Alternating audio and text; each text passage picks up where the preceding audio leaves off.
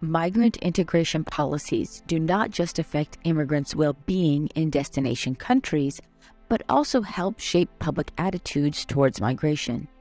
In this next integration series episode, we will look at an example of a country that recently fell backwards in the MIPEX rankings, South Korea. This series uses data from the Migrant Integration Policy Index, or MIPEX for short. As explained in a separate explainer video on MIPEX on this channel, the project ranks countries on a scale from 1 to 100 based on the favorability of their migrant integration policies. Here, having a favorable score means having policies that promote migrant integration by facilitating opportunities for participation in the host society, as well as having policies that champion equal treatment of migrants and the local population. Now, MIPEX researchers place Korea in the comprehensive category. The country's overall score is 56 out of 100, which indicates that the country has many policies reflective of a top 10 MIPEX country. Korea, however, falls short of a top 10 rank because its policies, while intended to facilitate integration, only go halfway towards actually guaranteeing equal rights and opportunities for migrants. MIPEX measures 8 policy dimensions or areas related to integration. In this video, we will just look at the 2 highest and lowest scored areas for simplicity. For a breakdown of Korea's scores in all dimensions, be sure to check out the website. Here, education and political participation are very favorable from a policy standpoint. While many MIPEX countries simply grant immigrant children access to basic primary and secondary education, Korea takes things a step further with the Multicultural Family Support Act. Under this policy, children in multicultural families, including those with a migration background, receive targeted support and language instruction throughout their education. Furthermore, Korea's score of a 65 for political participation is significantly higher than the average country score.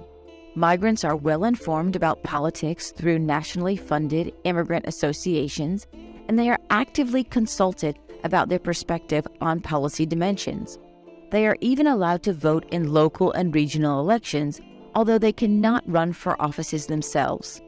Korea's score is not higher, however, because non-citizens cannot join political parties. The country's lowest score emerges in health and access to nationality. Immigrants are provided with clear information about their healthcare access, but the services they are actually entitled to are weaker than in many countries similar to Korea. This is concerning because examples in countries with more unrestricted healthcare allowances see similar outcomes between immigrants and locals, but with restrictive policies like the ones in Korea, it is more likely for migrants to suffer more negative outcomes than the local population.